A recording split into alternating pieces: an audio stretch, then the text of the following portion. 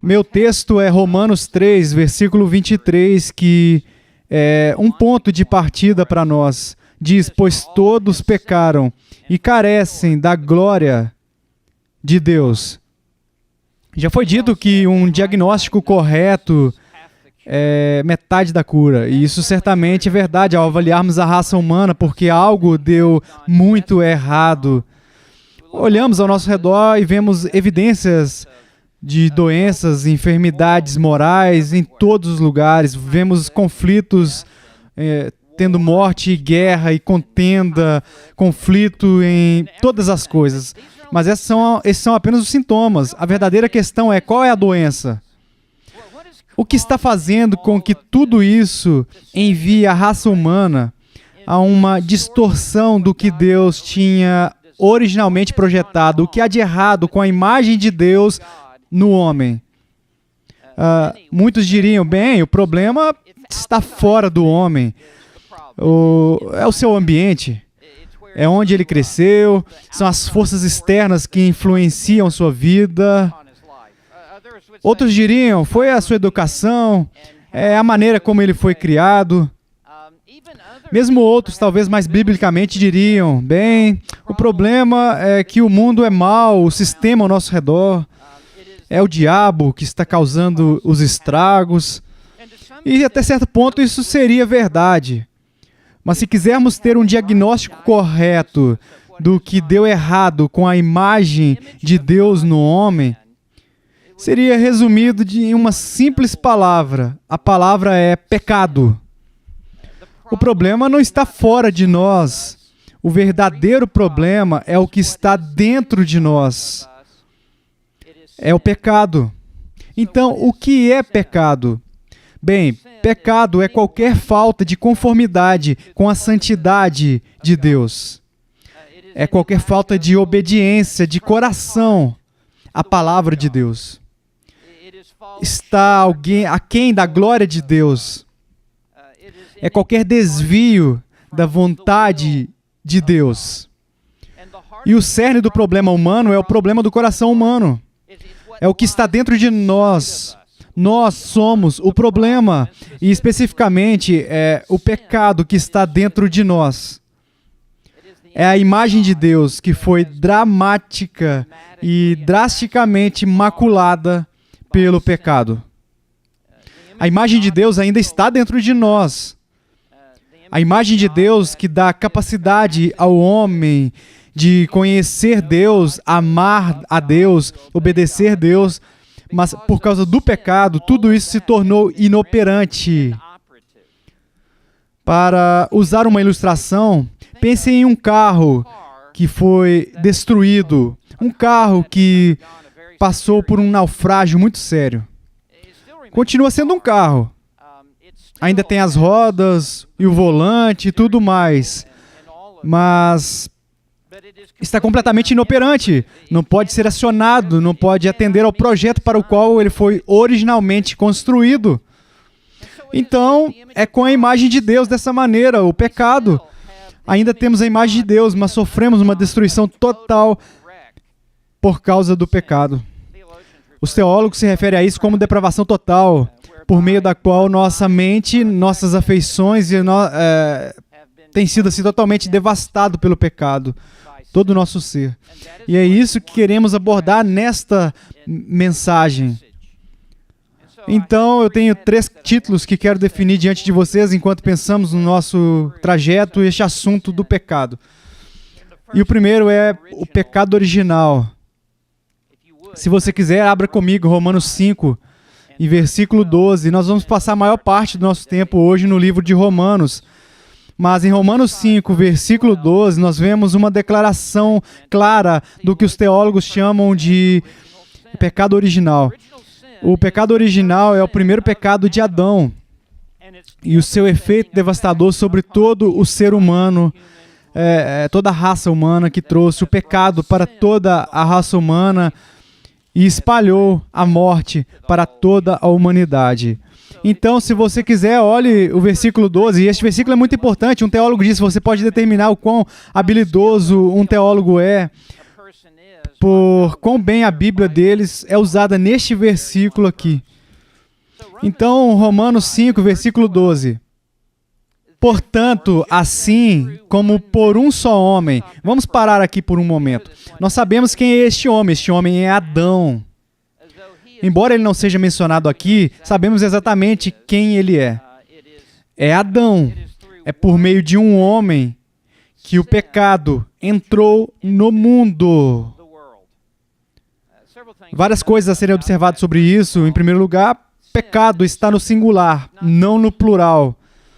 Portanto, não se refere apenas a todos os pecados que viriam, embora seja verdade, mas está se referindo ao princípio do pecado. Refere-se ao poder e à poluição do pecado. Ela entrou no mundo por meio do único pecado cometido por Adão. Além disso, observe que o pecado entrou no mundo. Isso significa que já existia. Não foi criado quando Adão pecou. O pecado já existia com Satanás. E em 1 João 3, versículo 8, nós lemos que o maligno, citação, pecou desde o início. Citação fechada. Então, o pecado entrou pelo comportamento do primeiro pecado de Adão e veio derramando no mundo como um tsunami. E com o pecado veio a consequência inevitável, a morte. A morte pelo pecado. Deus disse em Gênesis 2, versículo 17, no dia em que comeres desse fruto, certamente morrerás. E no momento em que ele desobedeceu a Deus desafiadoramente e comeu daquele fruto, da árvore do conhecimento do bem e do mal, veio imediatamente a morte espiritual. E imediatamente a morte física começou a percorrer o corpo de Adão e ele terminou morrendo. Então Adão abriu a porta para o pecado e o pecado abriu a porta para a morte. E lemos no versículo 12 a respeito do efeito devastador, diz que então a morte, assim também, a morte passou a todos os homens, ela se espalhou como um câncer maligno.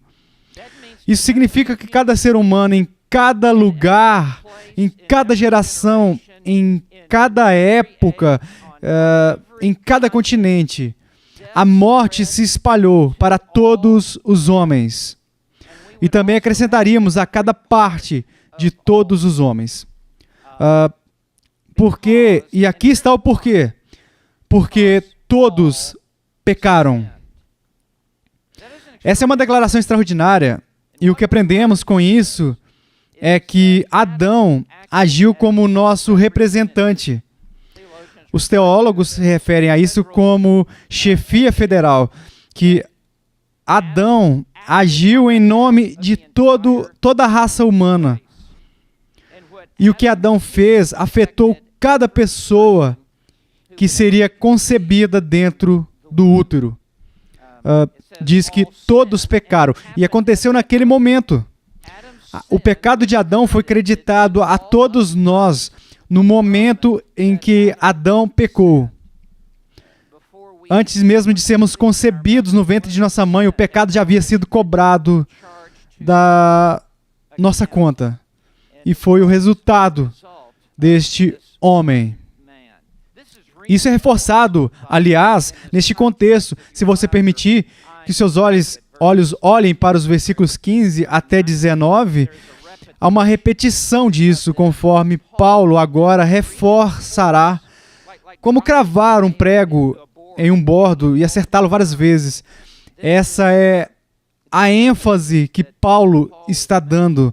No versículo 15, se você notar, nós lemos no meio do versículo, pela ofensa de um só, morreram muitos. A palavra ofensa aqui, ou transgressão aqui, é uma palavra que significa um passo em falso, um desvio do caminho.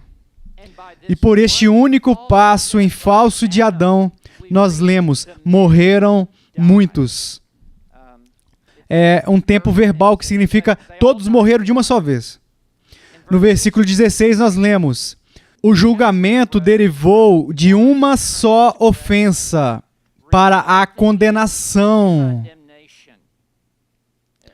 O julgamento aqui é o veredicto divino de Deus sobre a raça humana.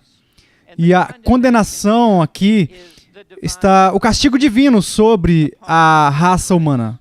Então a punição é a execução do veredicto.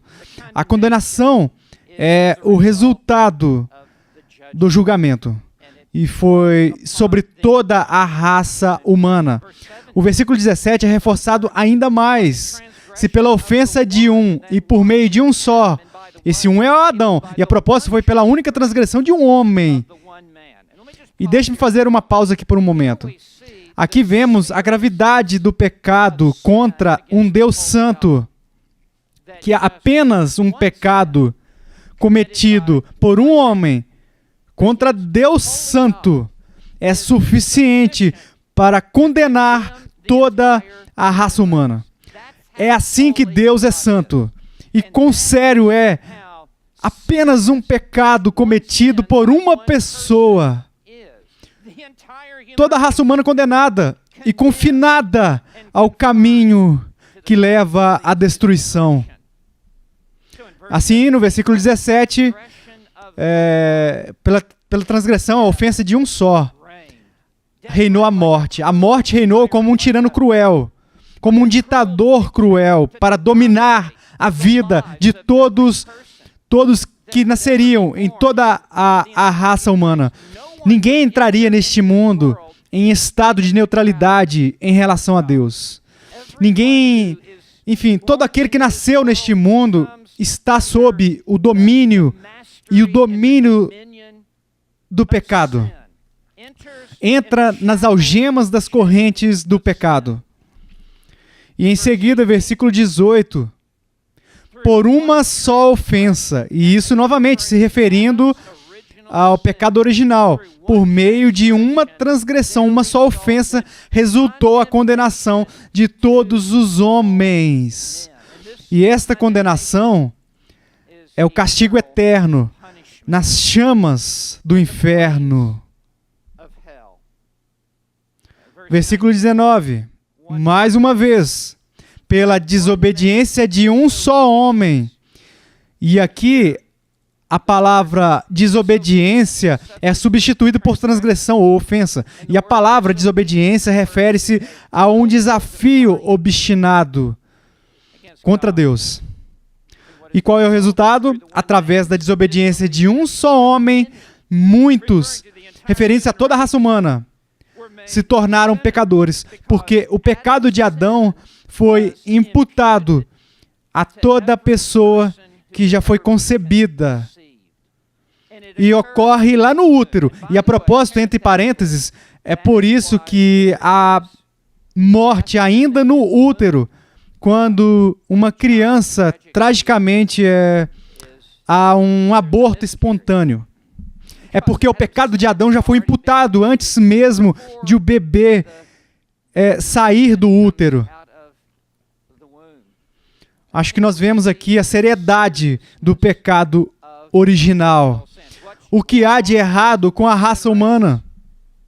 A resposta é pecado de Adão. E qualquer falha em entender isso o deixa completamente no escuro, sem compreensão da história humana, nenhuma compreensão do que está acontecendo no mundo hoje em dia. Você estaria assim em uma névoa total para entender isso. G. Gresham, o grande teólogo de Princeton, disse que sem o entendimento do pecado original, nada faz qualquer sentido na condição do mundo. Então, o que vemos aqui é ensinado a doutrina da imputação, que a ação de um homem é considerada como as ações de muitos outros. É baseado no princípio da liderança federal. E a desobediência de Adão foi a nossa desobediência. Ela foi realmente sim considerada como nossa desobediência. E a sua morte se tornou a nossa morte. Então esse é o pecado original, número 1. E eu tenho que perguntar o quão familiar você está com Romanos 5, versículo 12 ao 19. Porque esta é uma passagem fundamental para qualquer compreensão do que deu errado com a imagem de Deus no homem. Mas isso agora leva, em segundo lugar, à depravação total. E o segundo título principal, passamos de agora, pecado original, para depravação total. E se você vier comigo para Romanos 3, versículo 9, já que permanecemos no livro de Romanos, não foi apenas o pecado de Adão cobrado de cada um de nós, mas também havia algo igualmente devastador. Houve a transmissão da natureza pecaminosa de Adão no momento da concepção que foi passada para nós.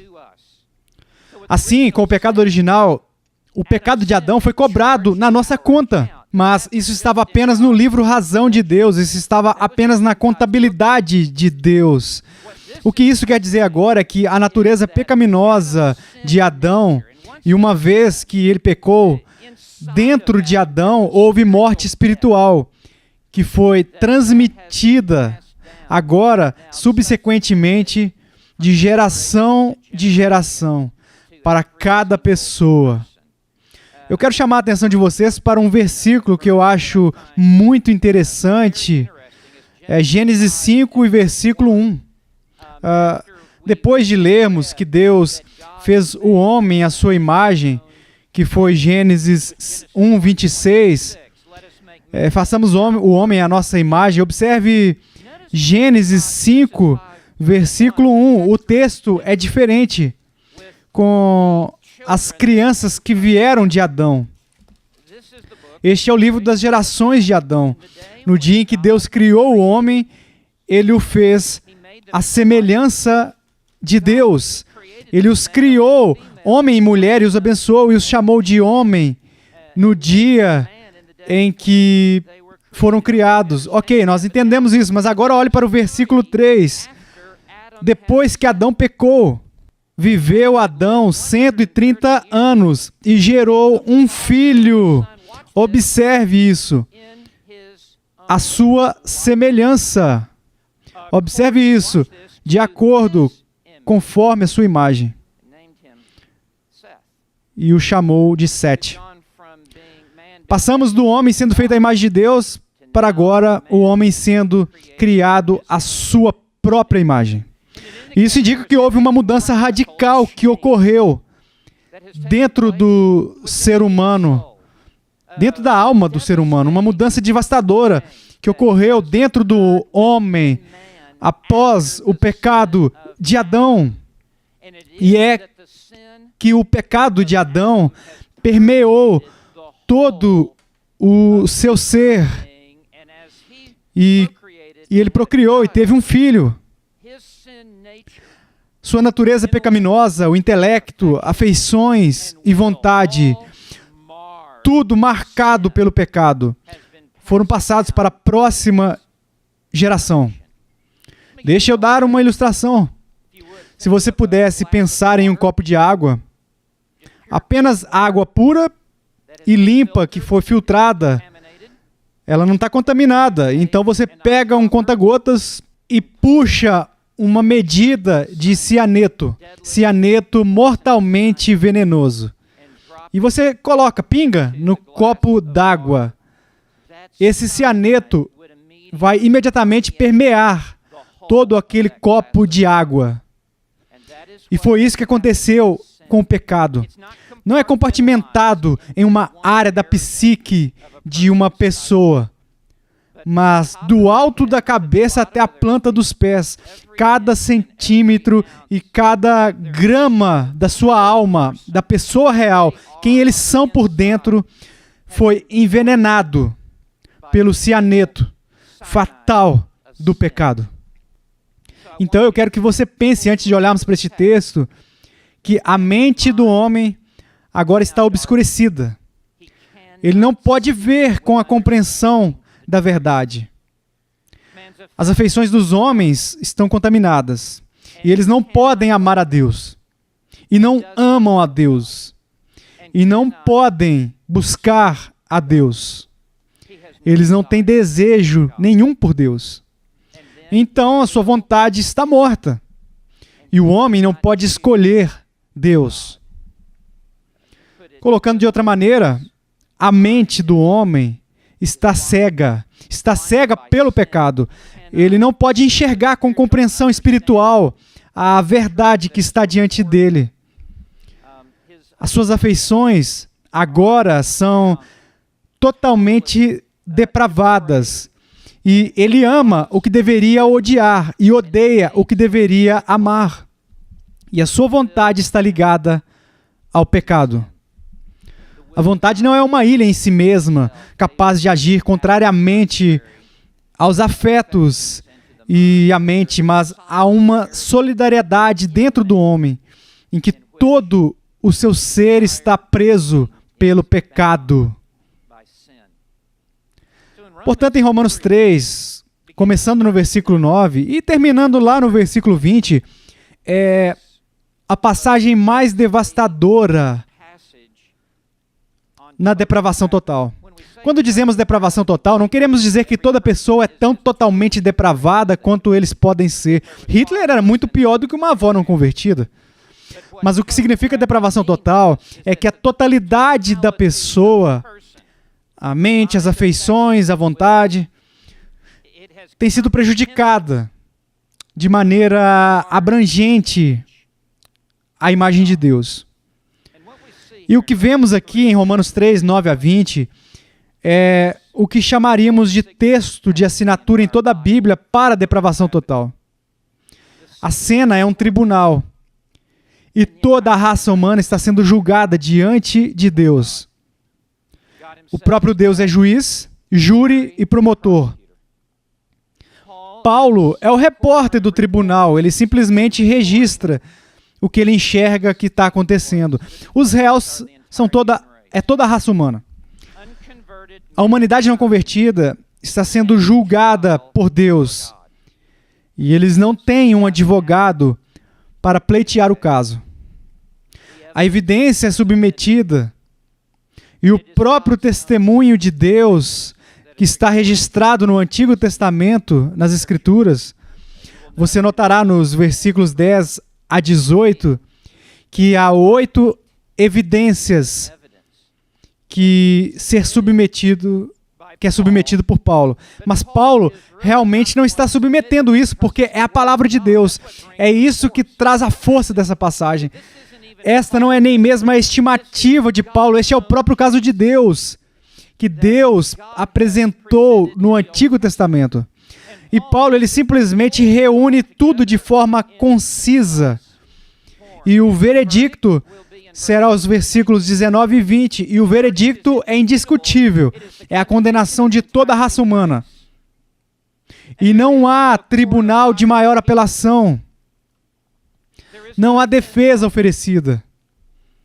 E assim, no versículo 9, nós vemos a acusação. E nos versículos 10 até o 18, o caso. E nos versículos 19 e 20, o resultado, o veredicto. Então, vamos começar com a carga, no versículo 9. Paulo começa, o que se conclui? E isso, na verdade, significa o que mais precisa ser dito. E em Romanos 1, começando no versículo 18, porque a ira de Deus se manifestou do céu contra toda injustiça e impiedade dos homens que suprimem a verdade pela injustiça. Todo o caminho até Romanos 3, versículo 8, é o caso expandido que Paulo apresentou contra todo o mundo, estando debaixo do pecado e debaixo da ira de Deus. É por isso que ele diz no versículo 9, então, o que mais precisa ser dito? Nós somos melhores do que eles, temos nós qualquer vantagem? E quando Paulo diz nós, ele está se referindo a si mesmo e a todos os crentes. O eles se refere aos incrédulos. Somos nós melhores em nós mesmos, nós que estamos em Cristo, do que aqueles que estão fora de Cristo? Ele diz de jeito nenhum, de forma nenhuma. A única diferença entre nós e os incrédulos é a graça de Deus e a salvação do nosso Senhor Jesus Cristo. Todos nós fomos retirados do mesmo poço de lama. E também nós tínhamos a poluição do pecado dentro de nós. Portanto, não éramos melhores do que os descrentes. Paulo continua, pois já temos demonstrado, e esse é um termo legal que significa uma cobrança de culpa, indiciado como acusado de que judeus e gregos estão debaixo do pecado.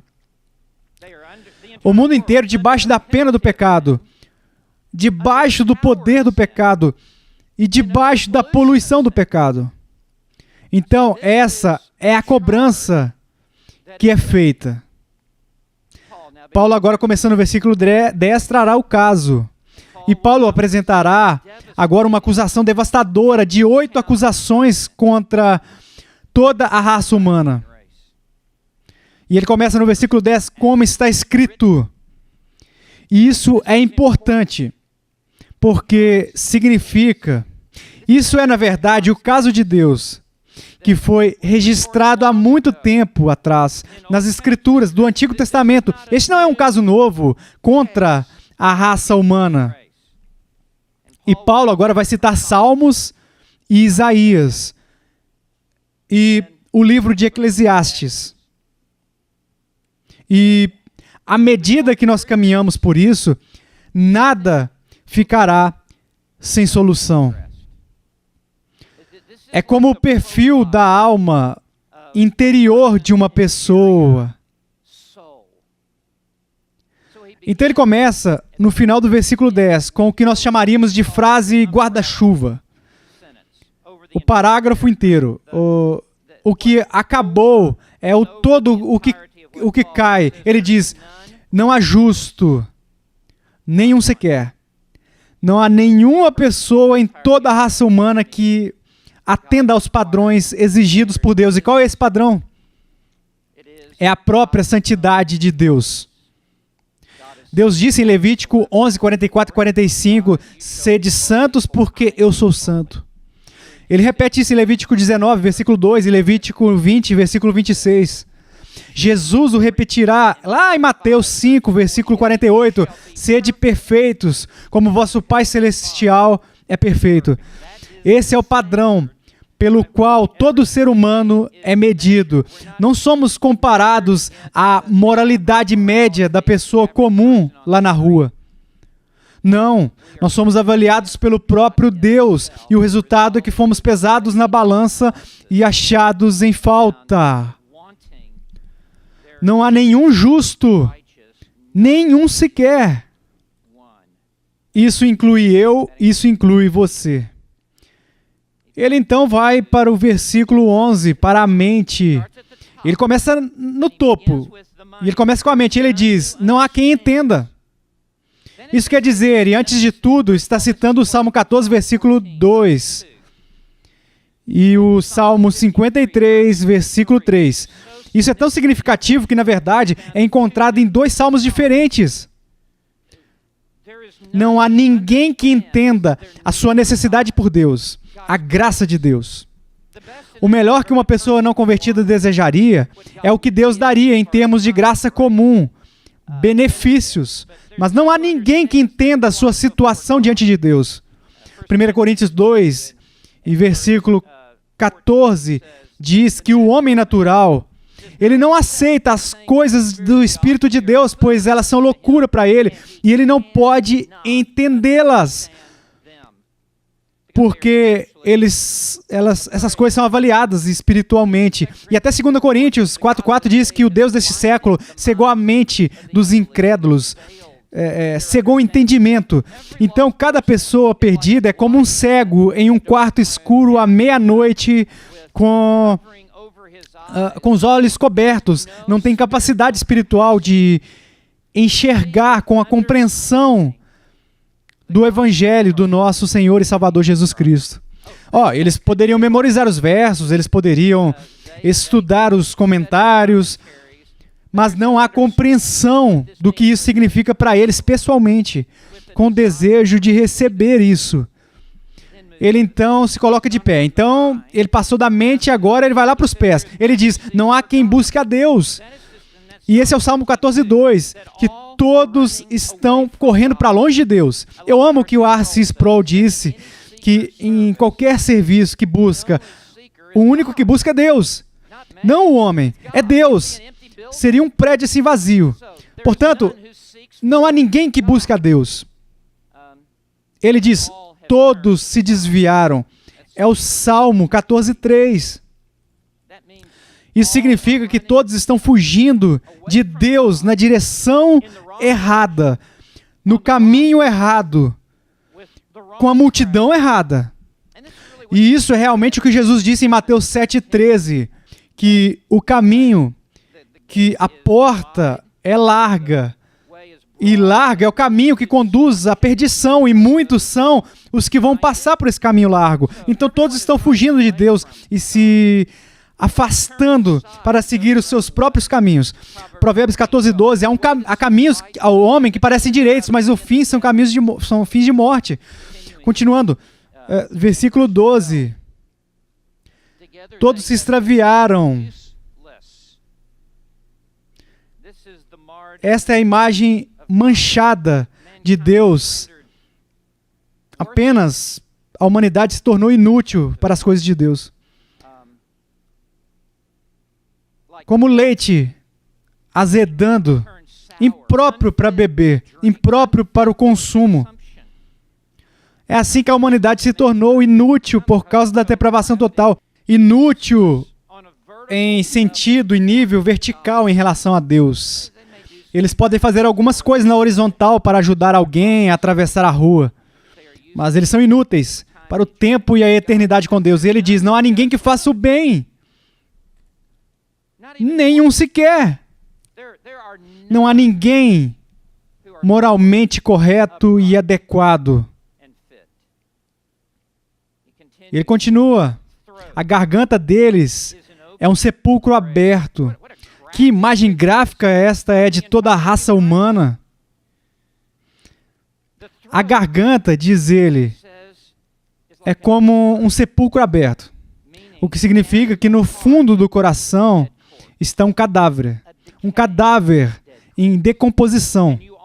E você sempre cobre um cadáver porque o fedor da decomposição é tão odioso e tão ofensivo que cheira às alturas do céu. Ninguém iria querer chegar perto de uma sepultura aberta por causa da morte e da decadência que há na sepultura. Isso significa que toda vez que o homem não convertido abre a boca, a morte está chegando. Ela está chegando e saindo para fora de sua boca. O que está dentro do coração sai da boca. E não é nada além de sujo e fedorento. É uma sensação de morte. Um cadáver tem vermes e mais vermes e muita sujeira. Isso é o que está no homem. Este é o Salmo 5, versículo 9. Então ele diz, com a língua urdem engano. Eles continuam mentindo, eles continuam distorcendo a verdade. Eles continuam pontificando o erro. Eles estão enganando no sentido de atrair. Na ideia, a palavra era usada assim, isca de anzol, tipo uma isca de anzol para que um peixe fosse atrás dela, com dolo. Então, o veneno de víbora está em seus lábios. A víbora aqui é uma cobra venenosa, imortal. E toda vez que a boca é aberta, ocorre a injeção do veneno que causa a morte na pessoa que está recebendo as palavras. Este é o Salmo 140, versículo 3. E Paulo, ele não vai parar só lá na boca, assim, pronto, não. Ele vai para a garganta, para a língua, para os lábios, versículo 14, agora a boca. Mas a atenção é dada à boca do que qualquer outra parte dessa anatomia da alma. Versículo 14, a boca eles a têm cheia de maldição e de amargura. Este é o Salmo 10, versículo 7. Cheio de maldição, de amargura. Observe, cheia. Não são apenas gotas de maldição e amargura, mas toda vez que a boca é aberta, é como se fossem comportas de maldição e de amargura que fossem jorradas assim. Amaldiçoar é o ódio intenso por outra pessoa, atacando outra pessoa. E amargura é simplesmente hostilidade expressa abertamente contra outra pessoa. Eu gostaria de lembrar a todos nós que eu não escrevi isso. Perceba a sobriedade de passar por isso, o peso.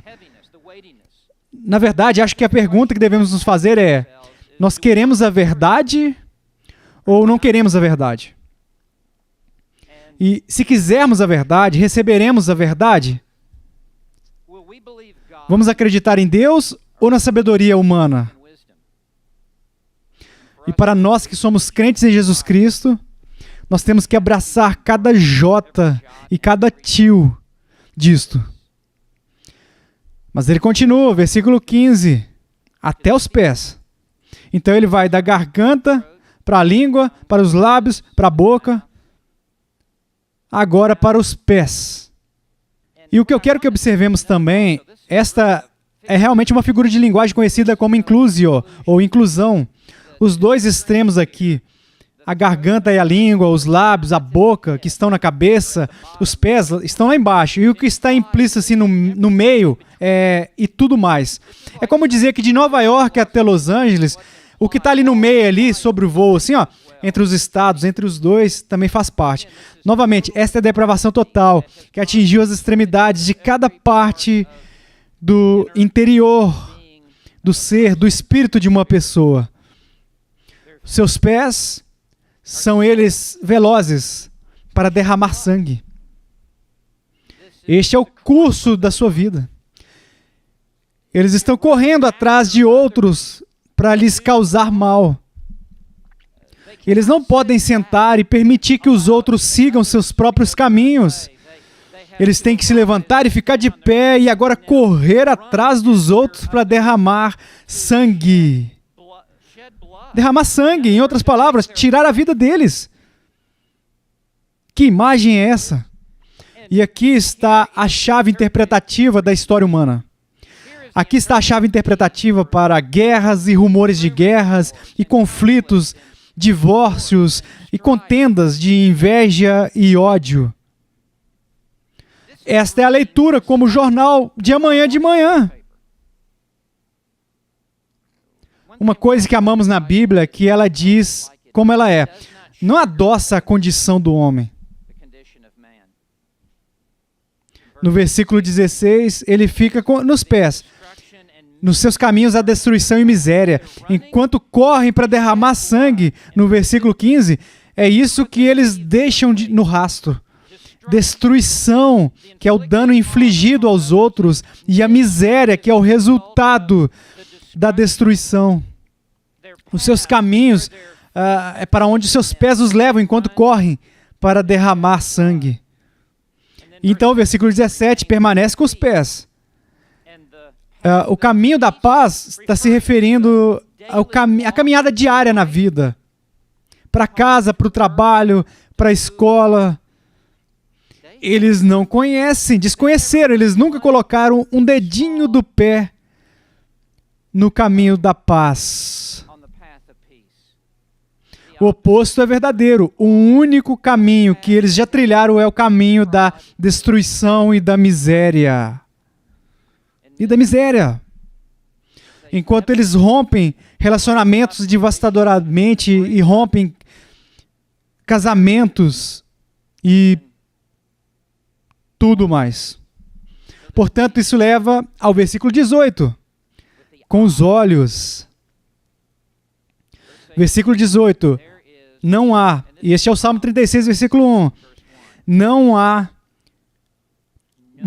há temor de Deus diante de seus olhos. Não há reverência por Deus.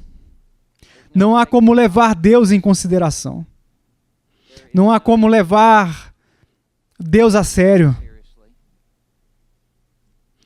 Não há restrição que os deteria em toda a busca deles pelo mal. Eles não têm temor, medo do julgamento final. Eles não têm medo do inferno. Eles são como um carro sem freio. Tudo que eles podem fazer é acelerar no caminho do pecado com maior rapidez, causando naufrágios na vida de todos ao redor deles. Não há temor de Deus diante de seus olhos. Nenhum sentimento de admiração por quem Deus é. Nenhuma submissão para Deus. Nenhuma gratidão a Deus. Mesmo pelas muitas bênçãos que foram concedidas a eles. Eles apenas querem que Deus saia da vida deles.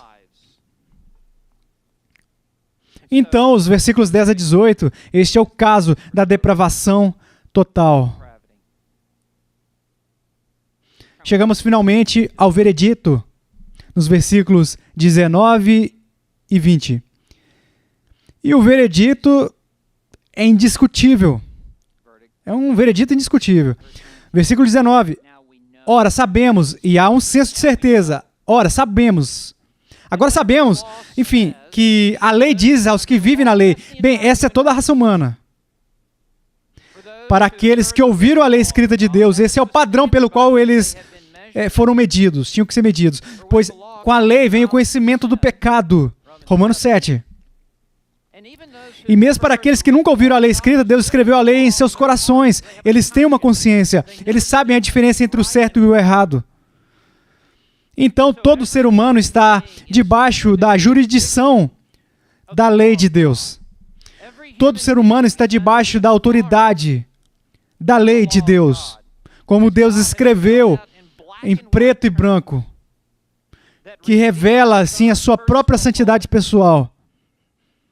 O que o coração humano deve ser e fazer, e qual é a penalidade por quebrar a lei de Deus. E ele nos dirá em Romanos 6, versículo 23, porque o salário do pecado é o quê? É a morte. A morte eterna. Para sempre. Em um lugar real chamado inferno. Ele diz no versículo 19,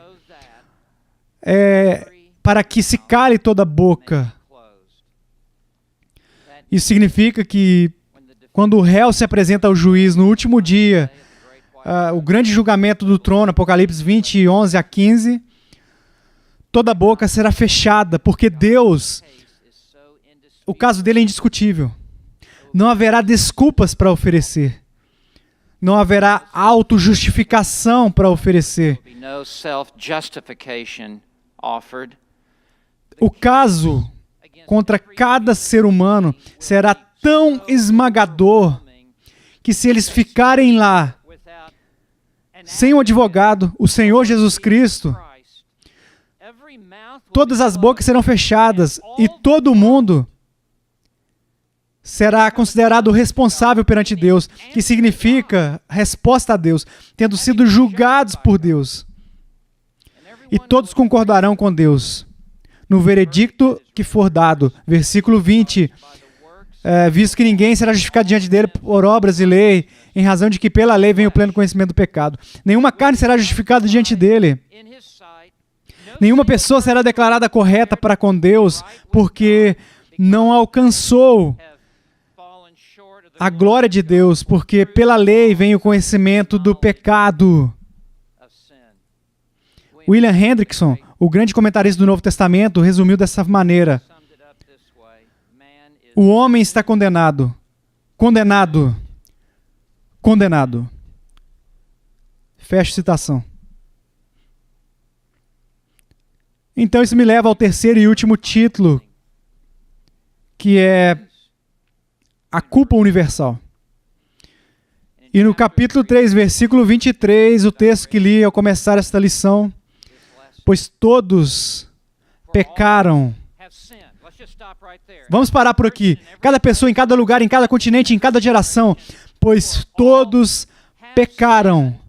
A palavra pecaram aqui significa errar o alvo, errar, vagar pelo caminho. Observe que é traduzido como um tempo pretérito. Olhando para trás em toda a história humana, todos pecaram. E agora ele diz, E a quem? Ele muda para o tempo presente. Pecaram. Em outras palavras, todos pecaram até este ponto. E todos continuam a cair. E carecem da glória de Deus. A glória de Deus aqui é a soma de todas as perfeições morais do próprio Deus. A glória de Deus é simplesmente o resplendor da santidade de Deus. Imagine algumas escalas e um lado da balança é colocado a sua vida. Cada pensamento, cada palavra, cada ação, cada reação, tudo que você já fez em toda a sua vida, incluindo todas as montanhas de pecado, em um lado da balança. E do outro lado da balança é colocada a glória de Deus. Todos nós fomos pesados na balança e carecemos da glória de Deus. E a alma que pecar certamente morrerá. Ezequiel 18, versículo 3. O salário do pecado é a morte. Romanos 6, versículo 23. E no dia em que comeres deste fruto, certamente morrerás. Gênesis 2, 17. Que esperanças nós temos? Bem, nada em nós mesmos. Nossa única esperança está fora de nós mesmos. Nossa única esperança é encontrada no céu, no trono da graça, de onde Deus enviou o seu Filho unigênito a este mundo, para buscar e salvar o que estava perdido, para ir para a cruz e para que fosse o nosso portador de pecados na cruz, 1 Pedro 2,24, e para ser o Cordeiro de Deus que tira o pecado do mundo, João 1,29. Jesus Cristo é o Salvador do mundo, João 4,42. Ele veio a este mundo com uma missão de resgate, uma emergência, para salvar aqueles que estão perecendo. E isso requer que nos voltemos para Ele, e nos arrependamos dos nossos pecados, e nos joguemos sobre a sua misericórdia e dizer: tem misericórdia de mim, o pecador, para acreditar no nosso coração que Ele é o Filho de Deus, e que Deus o ressuscitou da morte. Para acreditar no Senhor Jesus Cristo, é aí que reside a nossa única esperança. Jesus disse: eu sou o caminho, a verdade e a vida. Ninguém vem ao Pai senão por mim. Se você nunca creu no Senhor Jesus Cristo, eu chamo você neste exato momento para pôr a sua confiança nele, para se lançar à misericórdia dele. E Jesus disse: aquele que vem a mim de maneira nenhuma eu o lançarei fora. Ele está chamando e convidando você para vir a si mesmo. Ele é o seu Salvador, Ele é o seu Senhor.